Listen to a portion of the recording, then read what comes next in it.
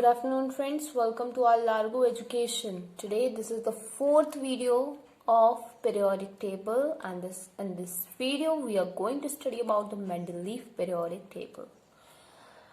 In the further videos we have studied all the Newland and octave rules, Newland laws of octave rules also, the Wiener trade also, and in the previous video we have seen that how to calculate or write the electronic configuration without knowing the atomic number.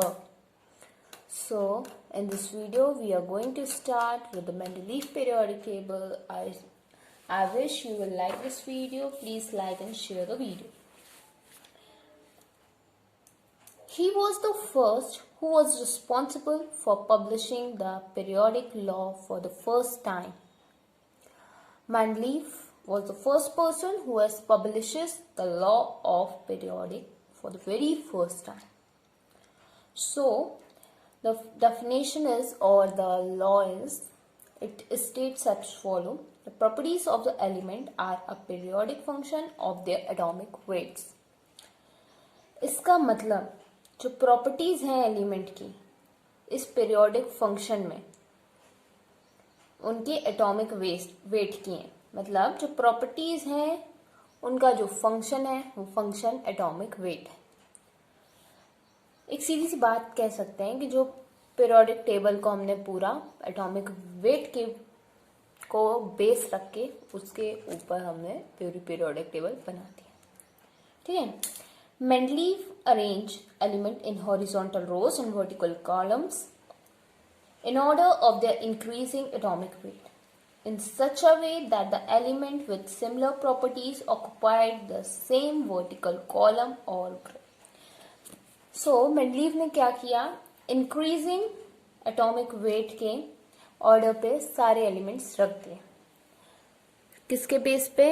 increasing atomic weight के. क्या रख दिए उसने? सारे order पे सारे atomic weights रख दिए सारे एलिमेंट्स के. Vertical rows and horizontal columns like this. ऐसे उन्होंने टेबल बनाई जिसमें वर्टिकल रोज भी थे और हॉरिजॉन्टल कॉलम्स भी थे.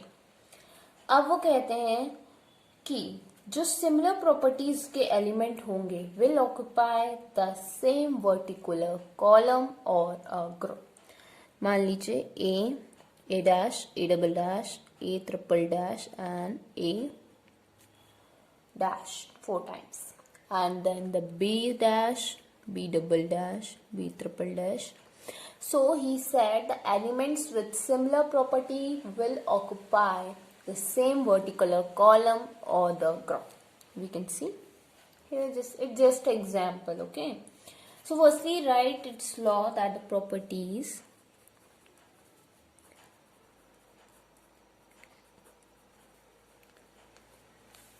of the element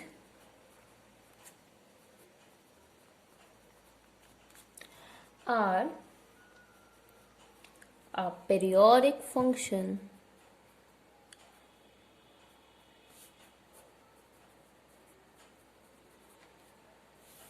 of their atomic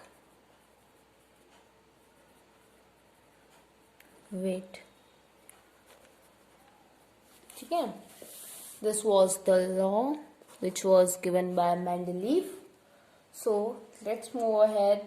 He said he arranged the elements in the form in increasing of their atomic weight. Element with similar properties will occupy same vertical column or group. Now after doing all these things, मतलब Mendeleev का जो classification था ना, it was more elaborated than the Luther-Meyer. He fully recognized the significance of periodicity and used broader range of physical and chemical properties to classify the element. At the same time, keeping the primary aim of arranging the element similar properties in the group. मतलब एक M हो गया उनका कि जो similar properties के जो element हैं वो एक ही ग्रुप में आएंगे. तब उन्होंने क्या देखा कि कुछ एलिमेंट अभी अनडिस्कवर्ड है. उस टाइम पे कुछ एलिमेंट अनडिस्कवर्ड थे. So he left several gaps, उन्होंने कुछ गैप्स छोड़ दिए. फॉर एग्जाम्पल मान लो यहाँ पे छोड़ दिया, यहाँ पे छोड़ दिया, यहाँ पे छोड़ दिया, जहाँ पर कभी उनको लग रहा था कि यहाँ पे अभी एक और एलिमेंट आएगा जिसकी प्रॉपर्टी इसके जैसी होगी, उसको उन्होंने छोड़ दिया वहां पे. फॉर एग्जाम्पल तब गैलियम और जर्मेनियम दोनों ही अनडिस्कवर्ड थे. So he left the gap under aluminium and gap under silicon. क्योंकि हमें पता है अब मतलब मॉडर्न पीरियोडिक टेबल के हिसाब से देखा जाए तो एल्यूमिनियम, बोरॉन, एल्यूमिनियम, गैलियम. तो एल्यूमिनियम के बाद उन्होंने एक गैप छोड़ दिया और सिलिकॉन के बाद में उन्होंने एक गैप छोड़ दिया और इन एलिमेंट्स को उन्होंने क्या नाम दे दिया? गैलियम को उन्होंने नाम दिया इक्का एल्यूमिनियम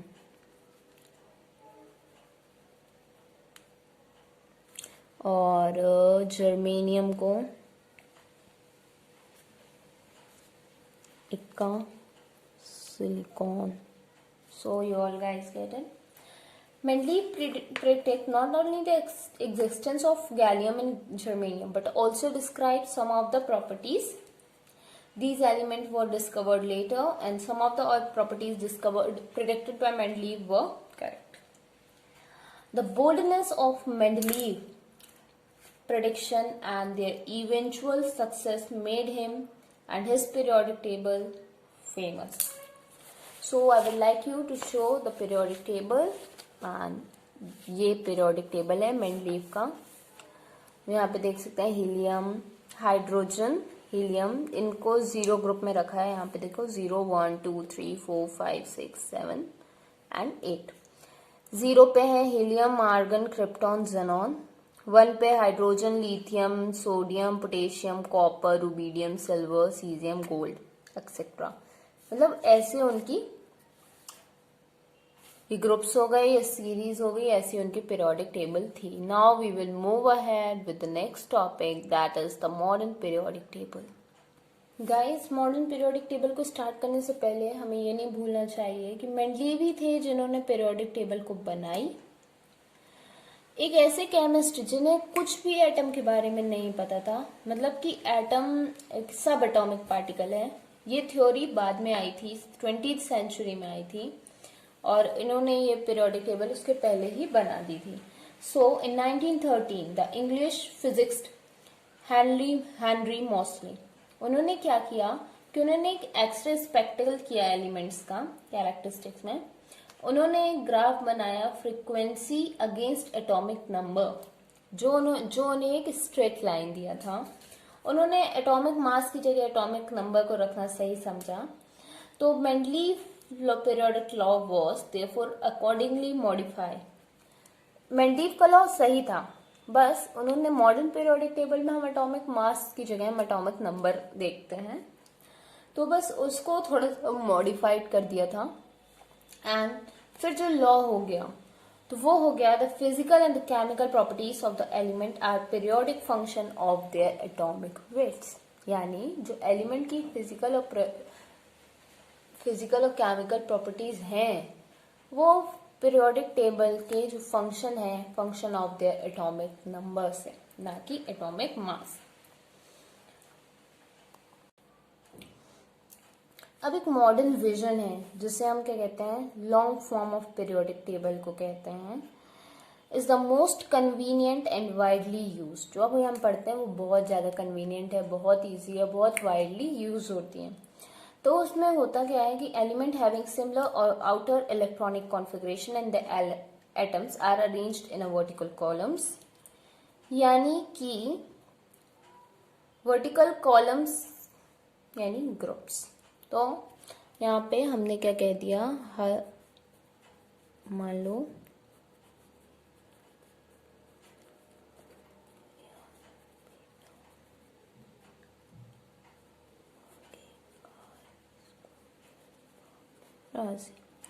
सी.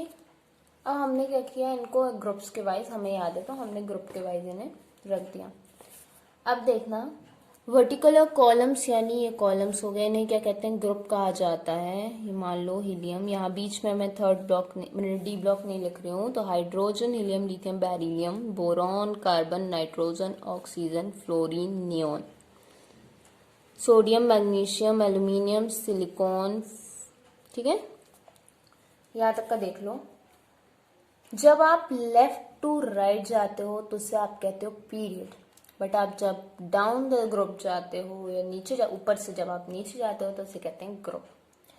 तो सिमिलर ग्रुप के जो एलिमेंट्स होंगे उनकी आउटर इलेक्ट्रॉनिक कॉन्फ़िगरेशन सेम होगी। जैसे इसे कहते हैं एस ब्लॉक, बताया था मैंने, इसे कहते हैं एस ब्लॉक। तो इसमें क्या होगा, इनकी आउटर इलेक्ट्रॉनिक कॉन्फ़िगरेशन होती है, अल्कलीज मेटल इन्हें कहा जाता है, ध्यान रखिएगा, इन्हें अल्कली मेटल कहा जाता है, इन्हें अर्थ एल्कलाइन मेटल कहा जाता है।